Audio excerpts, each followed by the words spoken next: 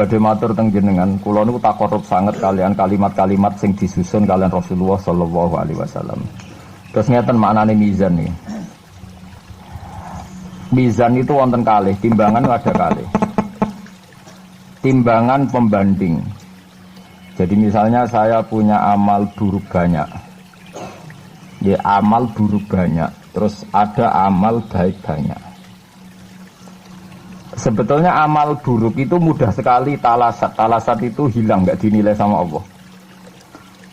Karena kebetulan buruk itu nggak ada. Niki ilmu kelas hakikat di rumah balik. Rumah nggak ada salah paham gitu.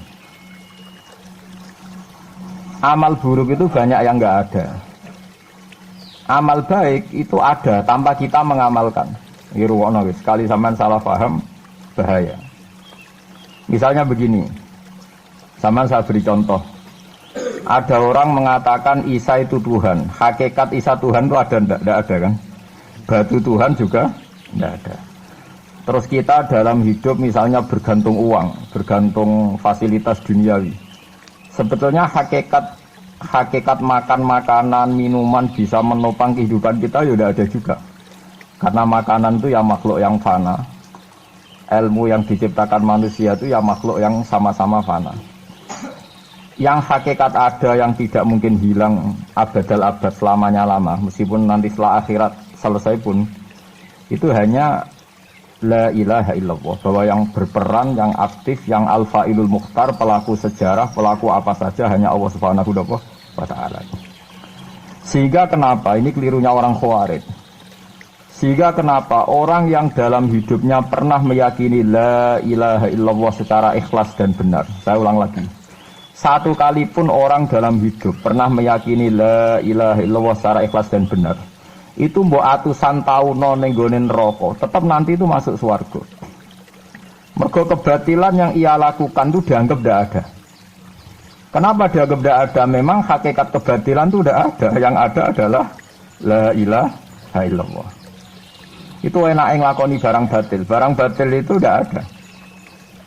Makanya disebut dalam Quran qul ja'al haqqu wa ma yubti'ul batilu wa ma yu'id. Yang ada di dunia dan akhirat itu hanya barang hak. Yaitu Allah itu wujud, Allah itu pemeran utama, Allah itu segala-galanya. Lainnya itu barang batil. Barang batil itu barang yang enggak ada tapi oleh manusia yang salah dianggap apa? Ada. Nah, sehingga barang batil ini sekali Allah menghendaki kalimat la ilaha illallah itu sampean baca secara ikhlas, itu barang-barang batil yang pernah kita lakukan itu otomatis hilang. Tanpa dihilangkan pun barang itu tidak pernah ada.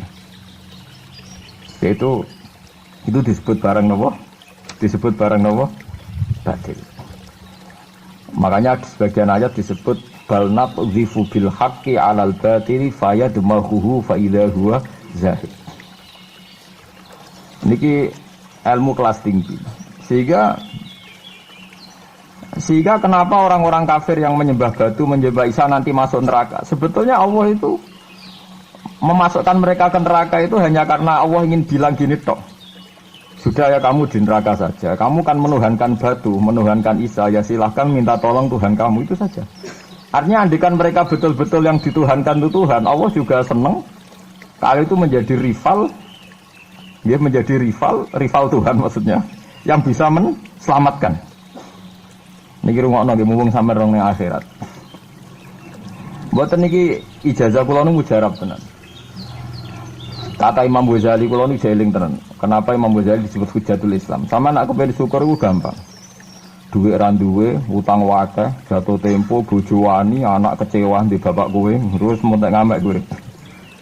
Niku dari Imam Ghazali kena sekarang ana nikmat moro kuburan.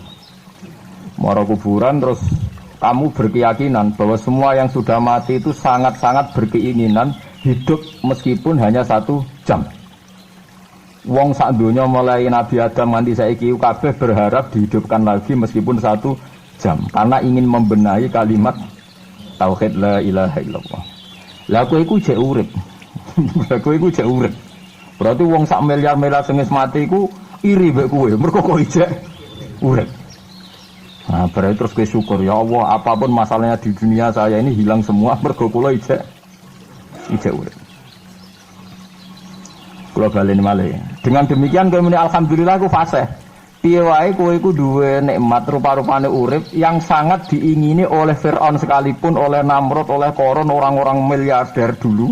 Itu sangat berkeinginan sing jenenge urip. Lah kowe nyatane sakniki napa? Iki urip. Dadi ini luar biasa. Paham napa? Luar biasa.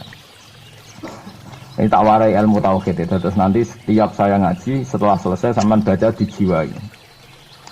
Sebab itu ketika orang kafir dimasukkan neraka itu sebenarnya Allah itu hanya bilang gini, wakilat usyrakaakum fada'auhum falam yastajibu lahum wa ra'awul adab.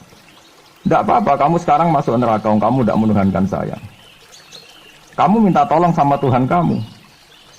Nah, ketika demikian kita pernah menuhankan yang paling ekstrim tentu menuhankan Yesus atau menuhankan batu, menuhankan dewa-dewi, atau mungkin Tuhan di bawah itu ya kita menuhankan uang, menuhankan sebab, menuhankan jabatan macam-macam sehingga mengalahkan Tuhan sejati Allah.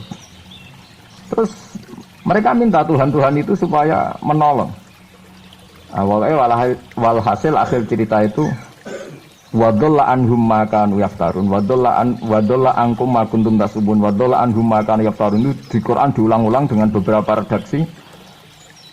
Akhirnya hilang apa yang kalian kira ada. Akhirnya hilang apa yang kira kalian ada. Misalnya kita mengatakan bahwa hidup itu harus makan, harus minum. Ternyata nanti di akhirat tanpa makan, tanpa mikun orang hidup. Makanya itu hebatnya ulama, hebatnya ahli sunnah, hebatnya nabi. Nabi itu orang mukmin itu dilatih. Kalau lesu ya makan, kalau ngantuk ya tidur. Tapi kita diajari ada makhluk hidup yaitu malaikat yang tidak makan, tidak tidur. Paling tidak meskipun kita itu kalau nggak makan lemes, kita tetap tidak mengatakan tanpa makan makhluk pasti mati. Karena kita berkeyakinan diberi akidah. Ada makhluk yang namanya malaikat, nggak makan, nggak minum tapi hidup. Sehingga meskipun kita mengalami kalau nggak makan itu mati, tapi tetap menyisakan satu keyakinan bahwa makan itu tidak syarat hidup. Buktinya malaikat nggak makan, hidup. Paling tidak dengan keyakinan itu kita tidak mendewa-dewakan harus makan. Nah, itu cara Nabi mengajarkan kita. Paham gitu? Terus ini saya ulang-ulang. Makanya disebut wadolla anhum. Apa yang mereka kira ada itu dari awal tidak ada. Apa yang mereka dikira ada nanti di akhirat tidak ada. Lah sing ada itu tetap nampa alhamdulillah. Makanya ketika nanti orang masuk surga da'wahum fiha subhanakallahumma wa tahiyyatuhum fiha salam wa akhiru da'wahum alhamdulillahi rabbil alamin. Ini penting kula aturaken. Terus sakjane salah niku ora dikepenak. Itu sebabnya kenapa orang yang kafir mulai cilik sampai tua ketika meh mati kok nglafadzna la ilaha illallah, satu kalimat ini akan menghapuskan kekafiran di masa lalu. Kenapa kok bisa hapus? Karena kekafiran yang masa lalu itu omong kosong semua. Ya toh mengatakan Isa Tuhan ya omong kosong, malaikat Tuhan ya omong kosong. Ini omong kosong semua. Barang itu kalau hakikatnya kosong hilang karena ada bukti memang tidak benar.